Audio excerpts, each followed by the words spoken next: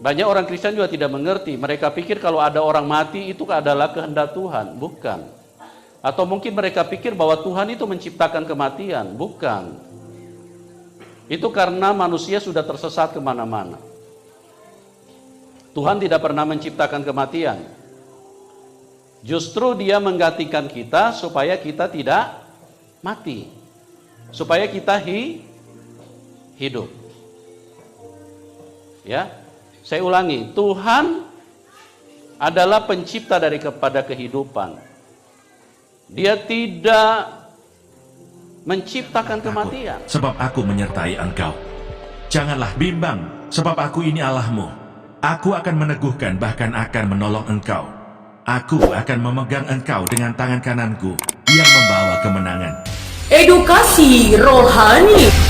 Semua urusan kepada Tuhan harus disalurkan lewat roh, bukan lewat daging, bukan lewat jasmani. Karena Tuhan berkata di dalam firman-Nya bahwa keinginan daging itu maut, keinginan daging itu mati, keinginan roh itu hidup. Jadi semua, makanya dikatakan dalam firman Tuhan bahwa Allah kita itu adalah Allah yang hidup. Allah yang hidup. Jadi Dia bukan Allah yang mati. Karena memang Dia menciptakan kehidupan. Dari sejak semula di Taman Eden, Tuhanlah yang menciptakan kehidupan. Lewat tanah liat manusia dibentuk menjadi makhluk hidup.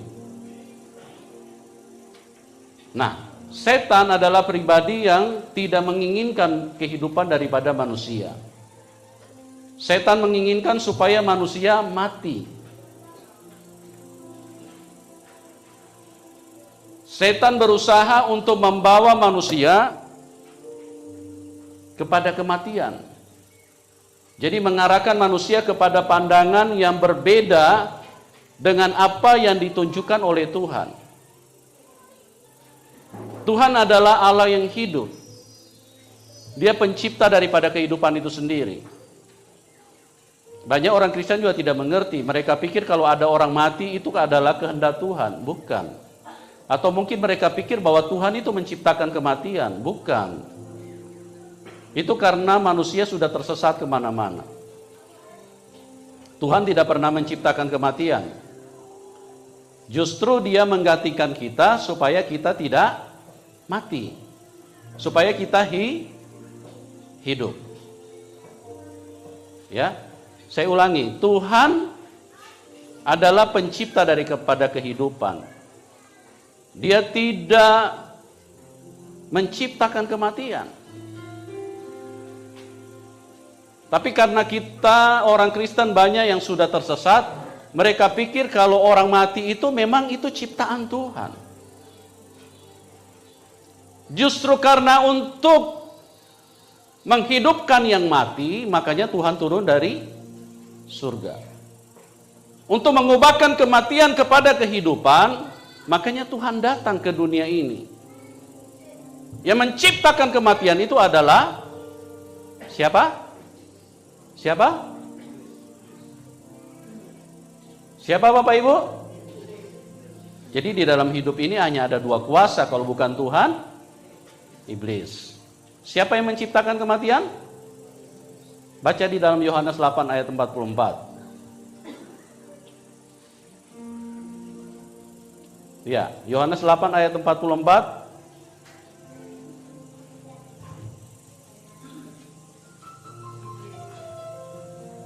Siapa yang sudah dapat bisa bantu baca? Ya. Iblislah yang menjadi bapamu dan kamu ingin melakukan keinginan-keinginan bapamu. Ia adalah pembunuh manusia sejak kapan? Sejak semula. Jadi sejak di Taman Eden, memang iblis itu telah mendesain supaya manusia itu tidak boleh hidup. Jadi dialah yang menciptakan kematian.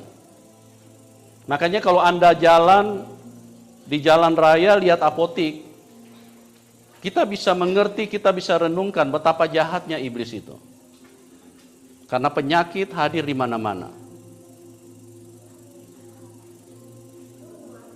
Jadi siapa yang menciptakan kematian?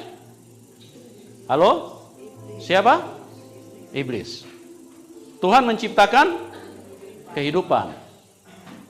Dia tidak menghendaki manusia mati.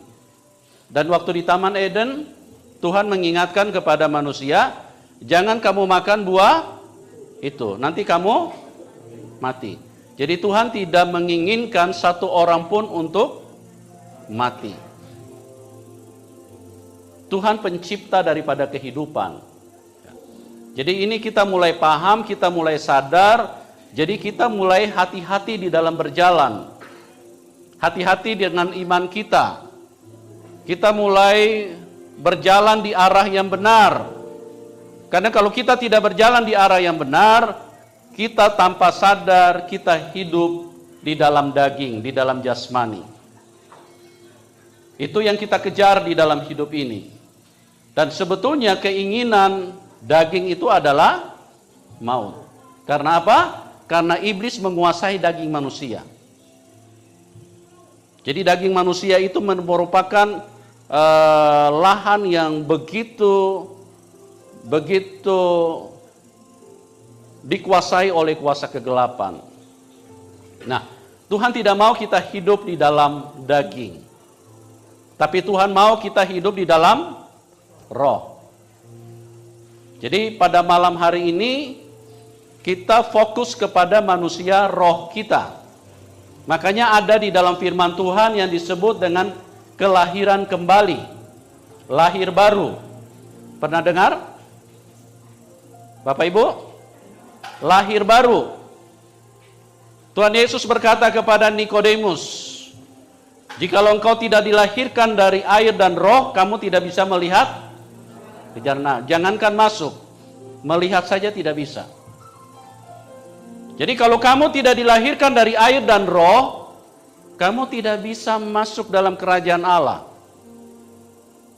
Allah itu roh, atau Elohim itu roh, atau kita katakan Yahweh itu roh.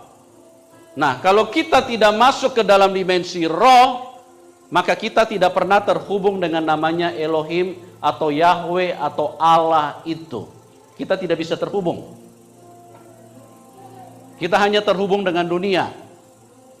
Kita cuma terhubung dengan mobil baru, handphone baru, kursi baru, rumah baru, baju baru, cewek baru, istri baru, suami baru. Kita cuma fokus dengan itu.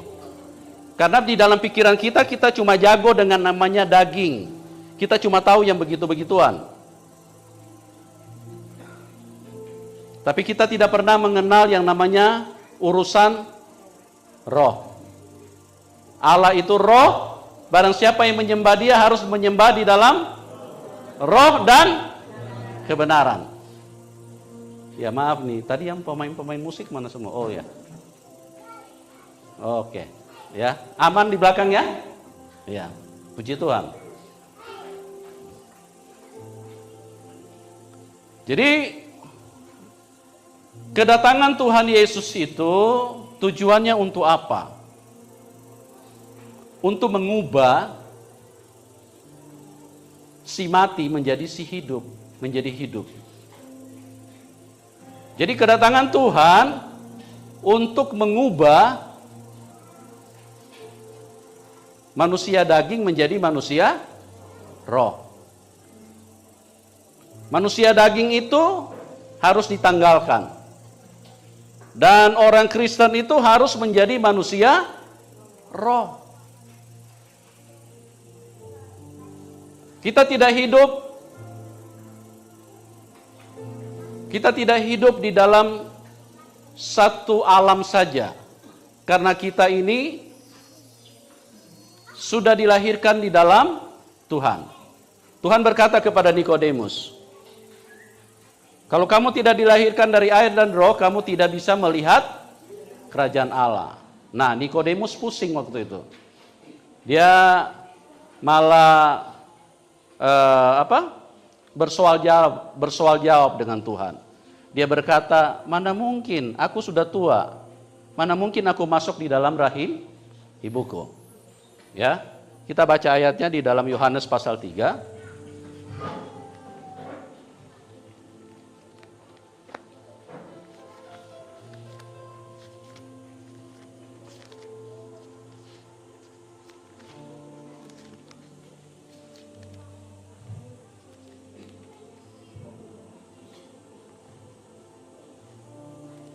Ayat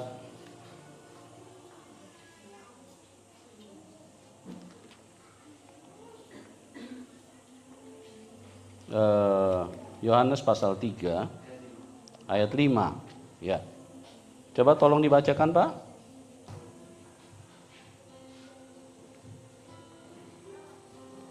Ya, jawab Tuhan Yesus, aku berkata kepadamu, sesungguhnya jika seorang tidak dilahirkan dari air dan roh, ia tidak dapat masuk ke dalam kerajaan Allah. Nah, ayat 6. Ayat 6. Apa yang dilahirkan dari daging adalah daging, dan apa yang dilahirkan dari roh adalah roh. Ya. Terus kemudian, jangan engkau heran karena aku berkata kepadamu, kamu harus dilahirkan kembali. Ayat 8. Angin bertiup kemana ia mau, dan engkau mendengar bunyinya. Tapi engkau tidak tahu dari mana ia datang, atau kemana ia pergi. Demikianlah tiap-tiap orang yang lahir dari roh. Tadi malam saya sudah bahas sedikit ini ya. Oke, terus.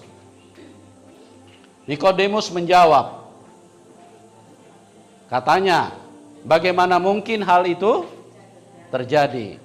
Kenapa dia tidak paham? Karena dia manusia daging. Dia tidak mengerti tentang Tuhan. Dia tidak mengerti tentang Allah.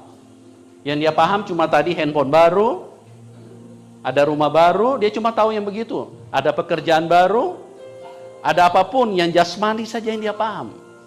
Tapi kalau sudah bicara tentang dimensi roh, sesuatu yang kebenaran, itu dia tidak tangkap. Terus Nikodemus menjawab, ya, jawab Tuhan Yesus, engkau adalah pengajar Israel, dan engkau tidak mengerti hal-hal itu. Anda bisa bayangkan? Nikodemus itu adalah seorang ahli Taurat. Dia adalah seorang pengajar. Dia adalah seorang guru. Dia adalah seorang pendidik. Dia adalah seorang imam. Tapi dia tidak mengerti bahasa Tuhan. Dia berkata, mana mungkin? Aku sudah tua. Mana mungkin masuk ke dalam rahim ibuku? Terus kemudian dilahirkan kembali. Nah, dia cuma tahu lahir secara daging. Jadi kita di dalam hidup ini, begitu kita mengenal Tuhan, begitu kita lahir di dalam roh, kita harus menjadi manusia roh. Cuman yang menjadi masalahnya, di dalam gereja, cuman lahir doang tapi tidak bertumbuh. Manusia hanya lahir di dalam roh, tapi tidak bertumbuh secara roh. Sama dengan bayi, waktu dia lahir, dia harus diberi makan. Dia harus diberi asupan gizi yang baik. Supaya apa? Supaya dia bertumbuh secara benar. Karena kalau dia tidak dikasih makan, maka dia akan mati. Jadi begitu juga manusia roh. Nah, kita harus mengerti ini, bahwa kita adalah manusia-manusia roh. Di dalam Tuhan, kita harus dilahirkan secara roh. Jadi kita harus menjadi manusia roh. Sudah lahir di dalam roh. Ya, mungkin ada yang bertanya, bagaimana caranya manusia lahir di dalam roh? Pada saat Anda mulai berkata-kata di dalam bahasa roh, itu adalah Anda lahir di dalam roh. Pada saat kita dipenuhi dengan Roh Kudus, pada saat pertama kali, pada saat urapan Tuhan masuk, kita lahir di dalam roh, kita punya lidah mulai berbicara dengan bahasa yang baru. Ya, jadi begitu juga kalau manusia lahir di dalam daging, pada saat mereka lahir di dalam daging, yang paling pertama berfungsi apa, Bapak Ibu? Mulutnya. Makanya bayi itu, nah itu berarti dia hidup itu. Jadi mulut yang paling pertama, cuma dia belum bisa bicara. Jadi begitu juga kalau kita lahir di dalam Tuhan, yang paling pertama berfungsi untuk dikenal bahwa kita ini menjadi anak Allah, karena kita lahir di dalam roh. Itu sebabnya kita memanggil dia Bapa, karena kita lahir dari dia. Kita lahir dari Allah. Kita hidup di dalam keluarga Allah. Nah, ini yang kita harus sadar. Tapi banyak orang Kristen cuma lahir secara roh, tapi tidak bertumbuh secara roh. Nah, KKR pada malam hari ini, kita mengerti, kita akan melihat kebenaran, supaya kita menjadi manusia roh. Jadi kita dipindahkan dari manusia daging, dipindahkan menjadi manusia roh. Dengan apa? Dengan menanggalkan manusia daging kita, manusia lama. Keinginan-keinginan daging kita harus dilepaskan. Bagaimana caranya?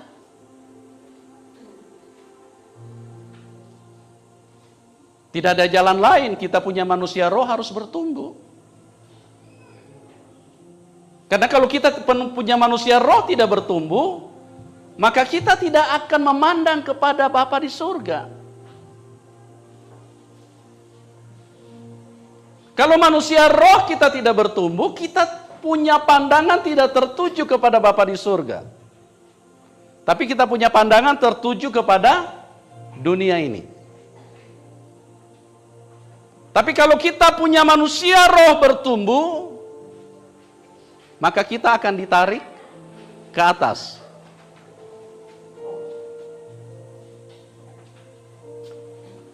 Kalau kita perhatikan gereja, sampai di sini Bapak Ibu mengerti? Ya. Halo? Bisa nangkap ya? Ya, adik-adik mungkin bisa ini dulu. Bisa duduk ya. Ya. Keinginan roh dengan daging itu bertentangan, berperang. Jadi kalau roh lagi dibicarakan, maka manusia daging itu akan bereaksi. Tabiat daging itu akan bereaksi. Karena apa? Karena roh dengan daging itu berlawanan. Keinginan roh dengan daging itu berlawanan, bermusuhan, bertentangan. Ya.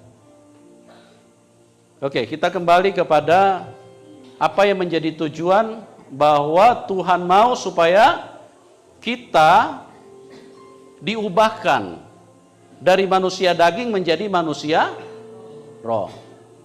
Tetapi karena gereja tidak mengerti, gereja mau tetap di dalam daging. Gereja selalu hanya fokus kepada hal daging. Gereja hanya mengejar yang namanya hal-hal daging. Makanya pada waktu mereka datang KKR, yang mereka cari adalah kesembuhan daging. Yang mereka cari adalah kesembuhan daging. Itu yang mereka kejar. Karena tidak mengerti. Baik pembicara maupun apalagi jemaat. Pembicara pun hanya mengarahkan supaya semua ini tertuju kepada daging. Padahal Tuhan datang untuk membawa kita meninggalkan daging kita. Bisa paham sampai di sini? Ya? Ini memang agak berat ini kalau kita tidak terbiasa dengan pengajaran seperti ini. Tapi ini penting, ya. Kita akan dibawa kepada roh. Nikodemus dibawa Tuhan kepada roh. Makanya Tuhan bilang, "Hei Nikodemus, kamu harus dilahirkan dari air dan roh. Supaya kamu mengerti kalau aku bicara itu kamu nangkap."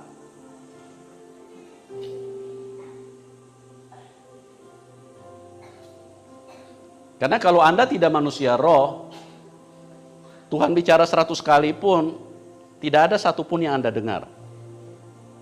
Karena telingamu telinga daging. Matamu mata daging. Mulutmu mulut daging. Yang dibicarakan semua yang daging-daging. Semuanya jasmani yang keluar dari mulutmu. Kalau ketemu, sudah berapa anak? Di mana kerjamu? Cuman itu saja yang dibicarakan. Karena manusia daging. Nah, begini-begini membuat Tuhan itu susah. Kenapa? Karena tidak pernah nyambung dengan Tuhan.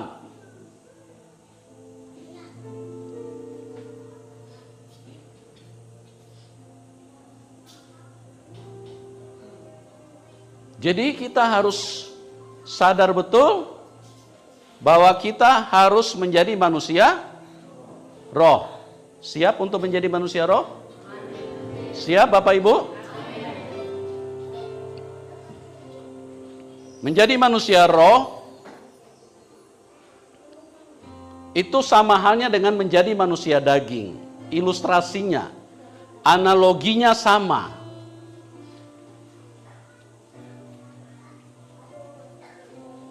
Dia harus diberi makan, dia harus dipelihara, harus dirawat, harus diurus dengan baik, supaya dia menjadi dewasa.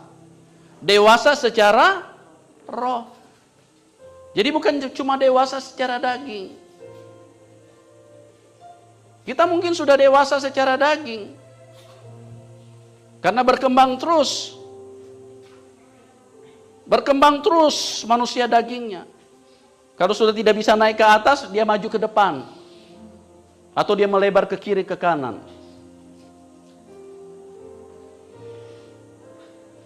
Nah, firman Tuhan berkata seperti ini. Peperangan kita bukan melawan darah dan daging, tapi melawan roh-roh jahat di. Ya, bagaimana kita bisa berperang kalau kita tidak menjadi manusia roh? Kita mau berperang pakai apa? Mau pakai ini? Gak bisa. Mau pakai apa? Senjata? Itu senjata daging. Kenakanlah selengkap senjata Allah. Jadi senjata yang kita pakai itu juga harus senjata roh. Perkataan yang kita pakai juga perkataan roh.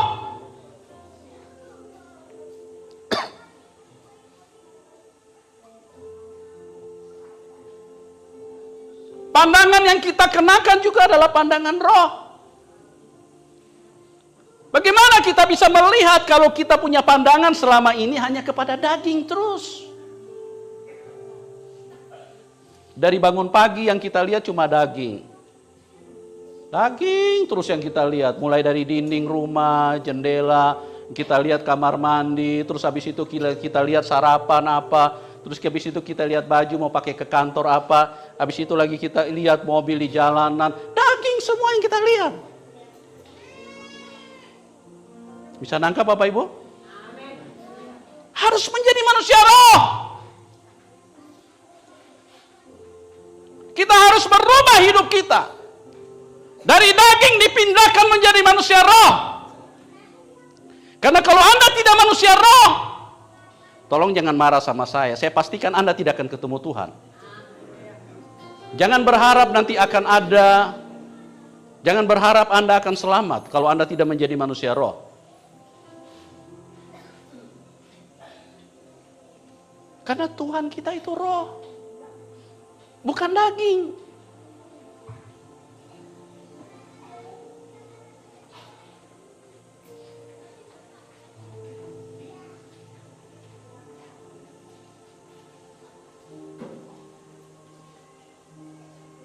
Tuhan kita itu roh. Sekalipun Anda pendeta, kalau Anda tidak manusia roh, tidak akan ketemu Tuhan. Ini loh Nikodemus ini. Pengajar, guru, ahli Taurat dia, imam. Tapi mereka nggak mengerti bahasa Tuhan.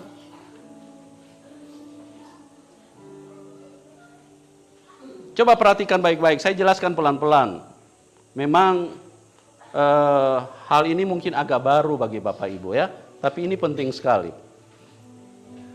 Kira-kira kalau kita merenungkan Alkitab, kenapa Tuhan Yesus sampai dibawa ke salib? Siapa yang membawa mereka ke salib? Siapa? Ahli Taurat. Mereka adalah orang-orang yang pandai Alkitab. Ahli Taurat itu sampai titik koma mereka hafal loh. Hafal mereka. Itu pekerjaan mereka, mereka baca setiap hari.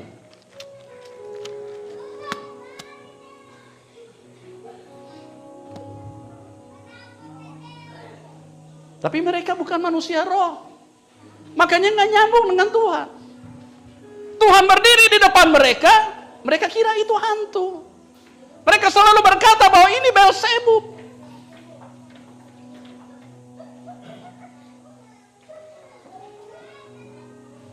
Nah, apa yang mereka tidak terima dari Tuhan? Adalah firman-Nya. Perkataan Tuhan itu tidak bisa nyambung dengan mereka. Kalau mujizat, nyambung. Karena memang mereka manusia daging. Nah, kalau Anda juga begitu manusia daging, Anda tidak akan nyambung dengan Tuhan. Tapi kalau mujizat, itu melekat sekali dengan hidupmu. Karena yang dikejar oleh orang-orang Kristen ini, mujizat. Ya, pokoknya kalau sudah datang KKR, kaki saya harus sembuh. Biar kalau main bola bisa lagi nih. Gitu.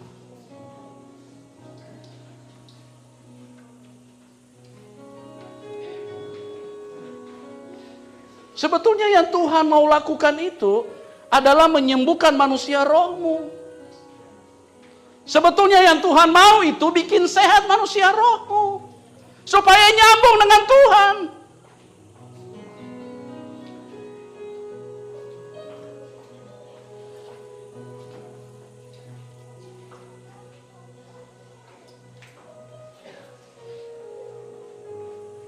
Ya, jadi supaya apa? Supaya manusia roh kita yang dipulihkan, disembuhkan oleh Tuhan.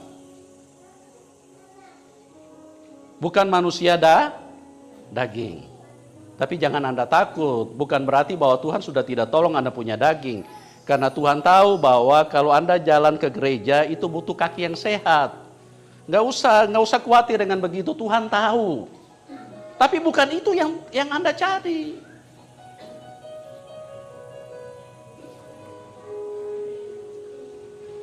Belajarlah untuk menjadi manusia roh. Arahkan pikiranmu, hatimu, telingamu, matamu, mulutmu, arahkan kepada manusia roh.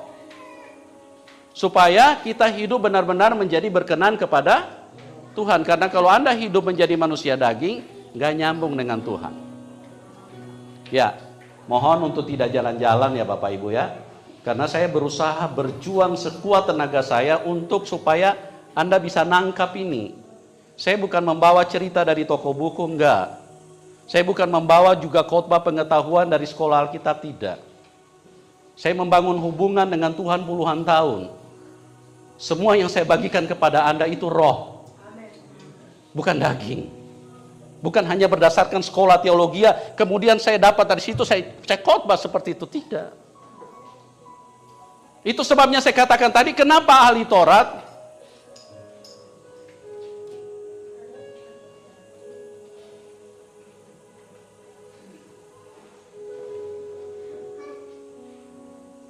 ya, kenapa ahli Taurat itu tidak nyambung dengan Tuhan? Karena mereka manusia daging. Tidak ketemu. Tuhan bicara, dia nggak nyambung dengan mereka. Mereka cuma nyambung kalau daging. Kalau Tuhan beri makan mereka, oh nyambung dengan mereka.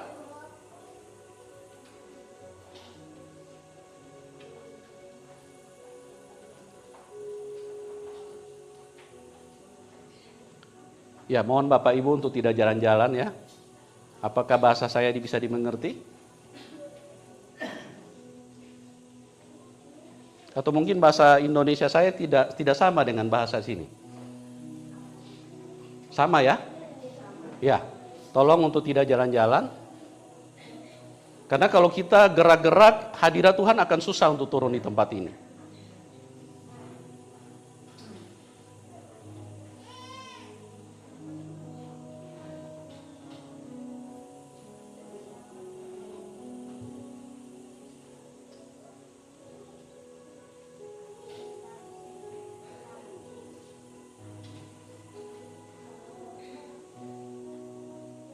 Ya, sekali lagi saya mohon dengan segala hormat untuk tidak gerak-gerak, tidak jalan-jalan. Karena kalau hadirat Tuhan tidak turun di tempat ini, mendingan kita tutup Alkitab, kita pulang. Ya, karena untuk apa? Kita tidak akan ketemu Tuhan. Tolong dijaga itu ya Bapak Ibu ya. Minta maaf kalau saya agak keras. Saya ingin supaya kita semua datang ke sini bukan berjumpa dengan Yusuf Manubulu, tapi berjumpa dengan Bapa yang baik itu. Supaya Anda pulang tidak sama seperti Anda datang.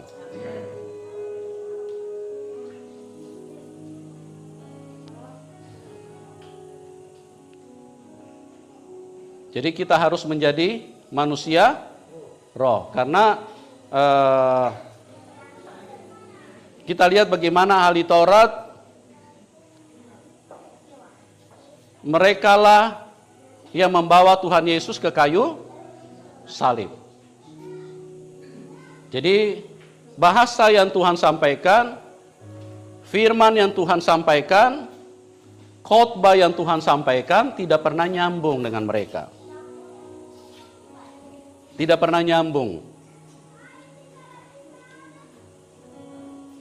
Karena mereka cuma nyambung dengan urusan-urusan manusia jasmani. Manusia daging saja yang mereka nyambung. Itu saja yang mereka nangkap. Ya, ada sesuatu Pak? Ada sesuatu?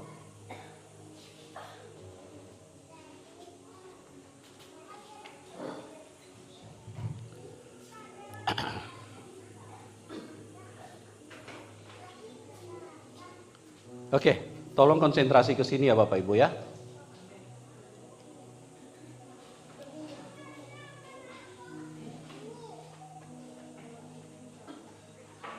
Jadi kita kembali kepada firman Tuhan bahwa Tuhan ingin supaya manusia mengerti firman, manusia mengerti perkataannya, manusia mengerti bahasanya. Tetapi yang menjadi masalah di sini bukan karena dia bangsa Israel, bukan karena dia orang kaya, bukan karena dia giginya sudah tidak utuh, bukan karena dia kurang cantik atau apa, bukan. Tapi yang menjadi masalah di sini bahasa Tuhan tidak nyambung, tidak pernah connect dengan manusia, tidak pernah nyambung. Dan ini sesuatu yang masalah terberat, masalah yang paling menyiksa kehidupan Tuhan. Ini masalah yang paling menyiksa Tuhan loh. Karena apa? Kalau kita saja sebagai manusia, kita berbicara kepada seseorang, tapi dia nggak nyambung-nyambung apa yang kita katakan.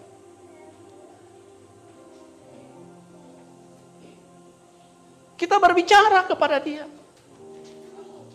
Ada sesuatu yang penting yang sedang kita katakan kepada dia. Ada sesuatu yang berharga yang sedang kita sampaikan kepada dia. Tapi nggak nyambung.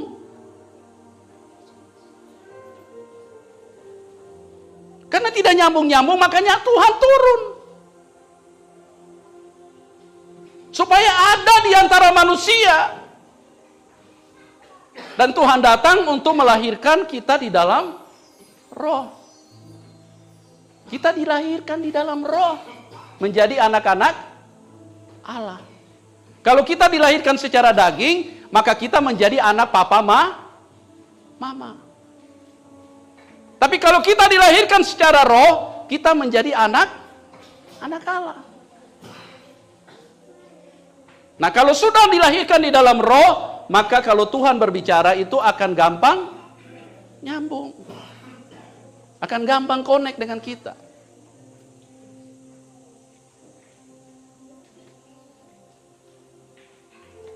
Dan saya ingin mengajak kepada orang Kristen, kepada umat Tuhan untuk jangan menyiksa Tuhan lah. Sudah cukup penderitaan Tuhan di kayu salib. Karena bahasa Tuhan tidak pernah nyambung dengan manusia. Sampai terakhir bahasa Tuhan tidak nyambung. Apa yang mereka apa yang mereka tolak? Apa yang mereka tidak inginkan dari Tuhan? Perkataannya. Perkataan Tuhan yang mereka tidak suka. Coba buka Yohanes 6 ayat 60. Yohanes 6 ayat 60.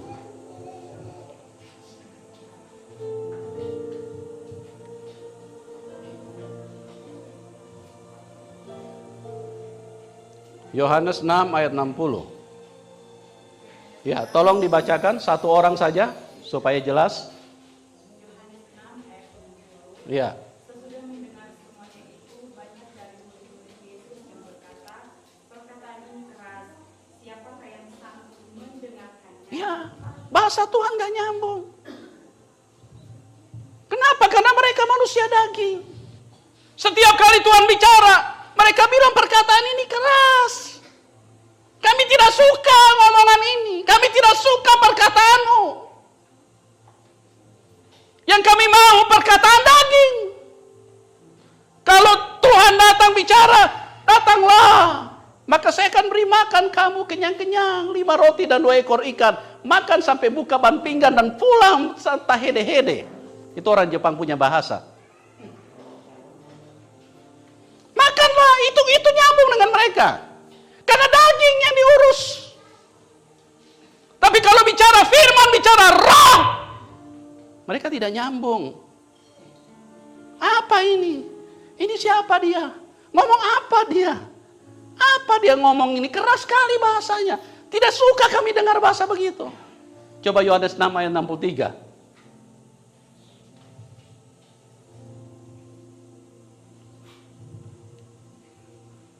Ya, tolong dibacakan. Yohanes 6 ayat 63, rohlah yang memberi hidup, daging sama sekali tidak berguna. Ya, siapa yang bilang ini?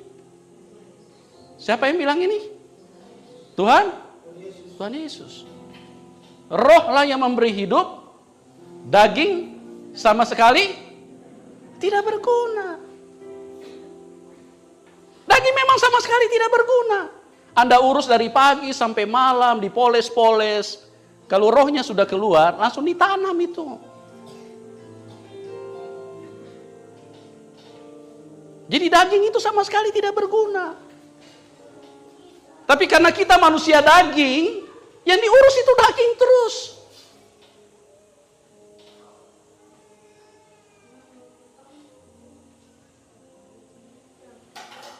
Saya kalau bukan manusia roh, bukan urusan roh, saya tidak nyampe di sini Bapak Ibu. Saya akan duduk manis di Jakarta.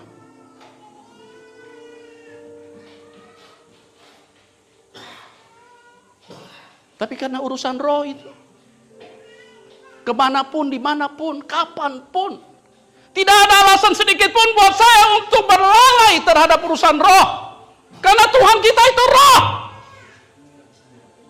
Rohlah yang memberi hidup, daging sama sekali tidak berguna. Makanya kalau berias ibu-ibu, jangan terlalu lama. Karena daging sama sekali tidak berguna. 5 menit, 10 menit sudah cukup itu.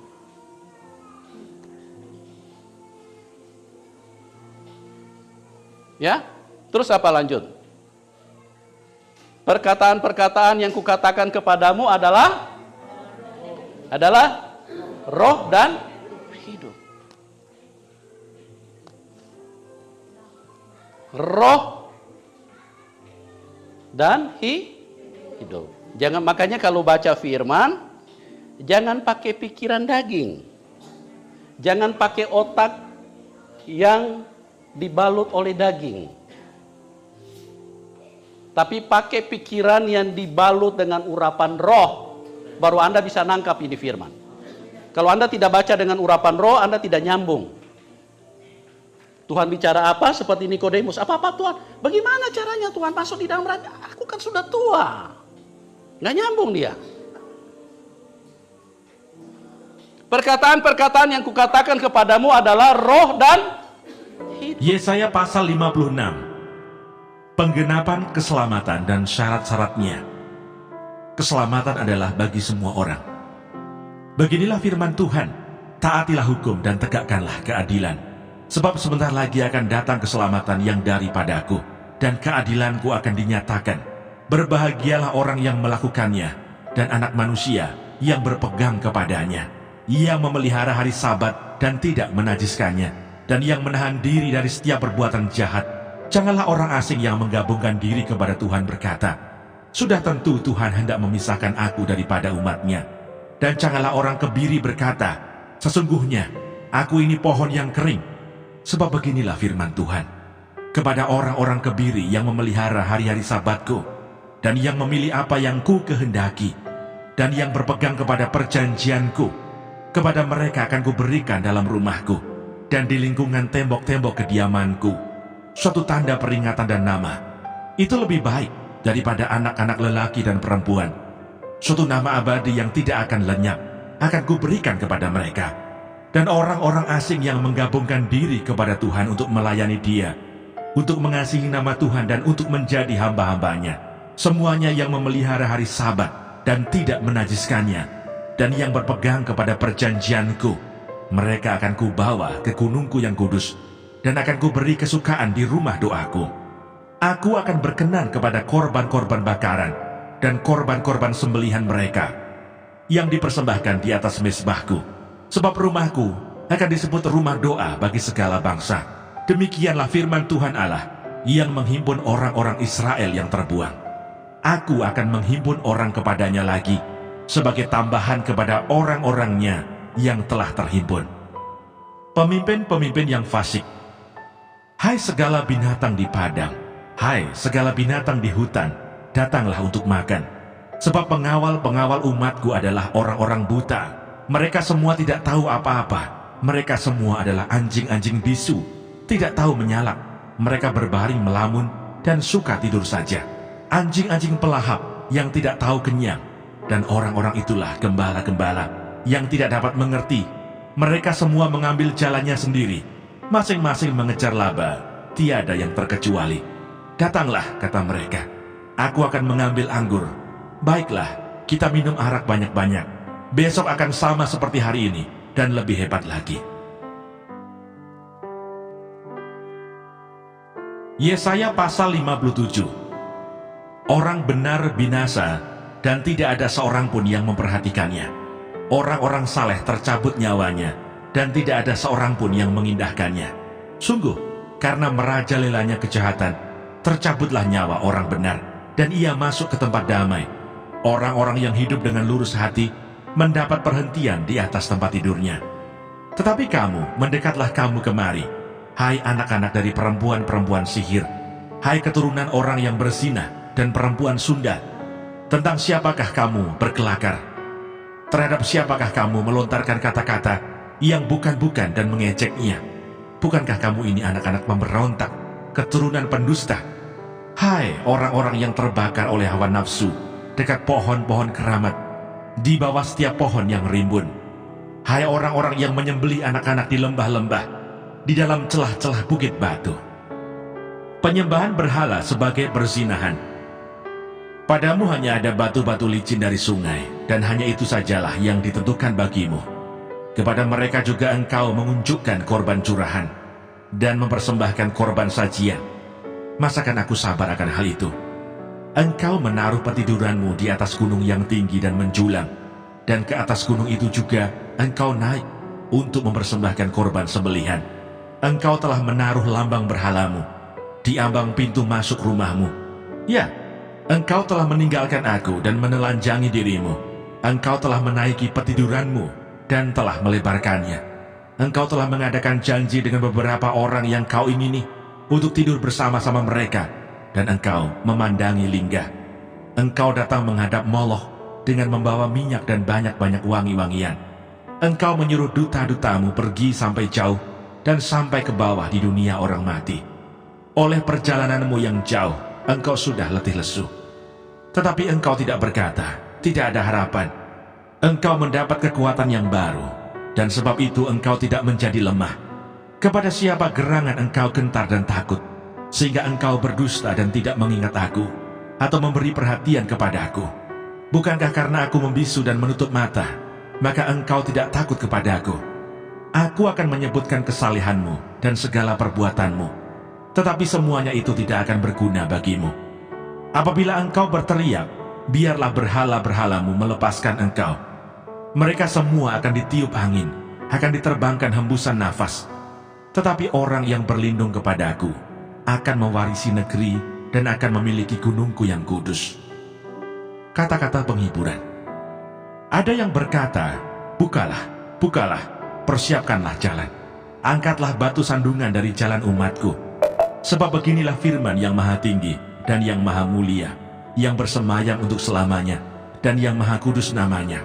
Aku bersemayam di tempat tinggi dan di tempat kudus, tetapi juga bersama-sama orang yang remuk dan rendah hati, untuk menghidupkan semangat orang-orang yang rendah hati, dan untuk menghidupkan hati orang-orang yang remuk. Sebab bukan untuk selama-lamanya aku hendak berbantah, dan bukan untuk seterusnya aku hendak murka, supaya semangat mereka jangan lemah lesu di hadapanku. Padahal akulah yang membuat nafas kehidupan. Aku murka karena kesalahan kelobaannya. Aku menghajar dia, menyembunyikan wajahku dan murka. Tetapi dengan murtad ia menempuh jalan yang dipilih hatinya. Aku telah melihat segala jalannya itu, tetapi aku akan menyembuhkan dan akan menuntun dia, dan akan memulihkan dia dengan penghiburan. Juga pada bibir orang-orangnya yang berkabung, aku akan menciptakan puji-pujian, damai, damai sejahtera bagi mereka yang jauh dan bagi mereka yang dekat. Firman Tuhan, aku akan menyembuhkan dia. Tetapi orang-orang fasik adalah seperti laut yang berombak-ombak, sebab tidak dapat tetap tenang, dan arusnya menimbulkan sampah dan lumpur. Tiada damai bagi orang-orang fasik itu, firman Allahku.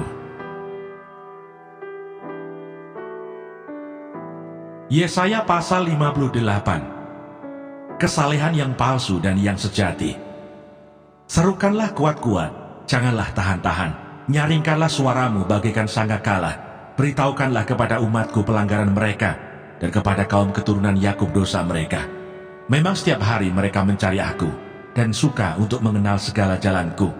Seperti bangsa yang melakukan yang benar, dan yang tidak meninggalkan hukum Allahnya. Mereka menanyakan aku tentang hukum-hukum yang benar.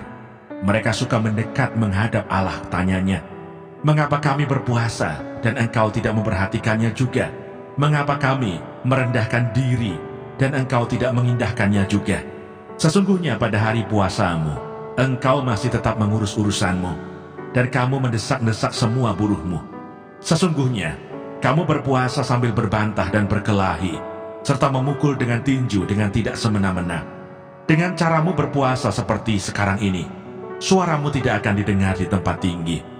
Sungguh-sungguh inikah berpuasa yang ku kehendaki, dan mengadakan hari merendahkan diri. Jika engkau menundukkan kepala seperti gelagah, dan membentangkan kain karung dan abu sebagai lapik tidur, sungguh-sungguh itukah yang kau sebutkan berpuasa? Mengadakan hari yang berkenan pada Tuhan? Bukan. Berpuasa yang ku kehendaki ialah supaya engkau membuka belenggu-belenggu kelaliman dan melepaskan tali-tali kuk, supaya engkau memerdekakan orang yang teraniaya dan mematahkan setiap kuk, supaya engkau memecah-mecah rotimu bagi orang yang lapar dan membawa ke rumahmu orang miskin yang tak punya rumah. Dan apabila engkau melihat orang telanjang, supaya engkau memberi dia pakaian dan tidak menyembunyikan diri terhadap saudaramu sendiri. Pada waktu itulah terangmu akan merekah seperti fajar, dan lukamu akan pulih dengan segera. Kebenaran menjadi barisan depanmu, dan kemuliaan Tuhan barisan belakangmu. Pada waktu itulah engkau akan memanggil dan Tuhan akan menjawab. Engkau akan berteriak minta tolong, dan Ia akan berkata, "Ini aku." Apabila engkau tidak lagi mengenakan kuk kepada sesamamu, dan tidak lagi menunjuk-nunjuk orang dengan jari dan memfitnah. Apabila engkau menyerahkan kepada orang lapar apa yang kau inginkan sendiri, dan memuaskan hati orang yang tertindas, maka terangmu akan terbit dalam gelap, dan kegelapanmu akan seperti rembang tengah hari. Tuhan akan menuntun engkau senantiasa, dan akan memuaskan hatimu di tanah yang kering, dan akan membaharui kekuatanmu. Engkau akan seperti taman yang diairi dengan baik, dan seperti mata air yang tidak pernah mengecewakan. Engkau akan membangun reruntuhan yang sudah berabad-abad, dan akan memperbaiki dasar yang diletakkan oleh banyak keturunan. Engkau akan disebut yang memperbaiki tembok yang tembus, yang membetulkan jalan supaya tempat itu dapat dihuni. Menghormati hari Sabat.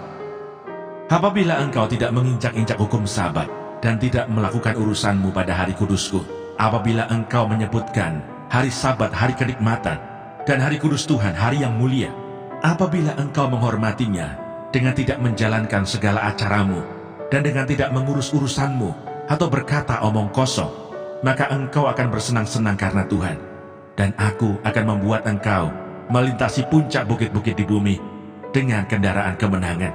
Aku akan memberi makan engkau dari milik pusaka Yakub, bapa leluhurmu, sebab mulut Tuhanlah yang mengatakannya. Yesaya pasal 59. Dosa adalah penghambat keselamatan. Sesungguhnya tangan Tuhan tidak kurang panjang untuk menyelamatkan, dan pendengarannya tidak kurang tajam untuk mendengar.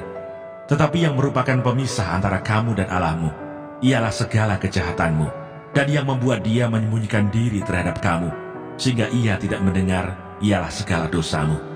Sebab tanganmu cemar oleh darah, dan jarimu oleh kejahatan. Mulutmu mengucapkan dusta, lidahmu menyebut-nyebut kecurangan. Tidak ada yang mengajukan pengaduan dengan alasan benar, dan tidak ada yang menghakimi dengan alasan teguh. Orang mengandalkan kesia-siaan dan mengucapkan dusta. Orang mengandung bencana dan melahirkan kelaliman. Mereka menetaskan telur ular beludak dan menenun sarang laba-laba. Siapa yang makan dari telurnya itu akan mati. Dan apabila sebutir ditekan pecah, keluarlah seekor ular beludak.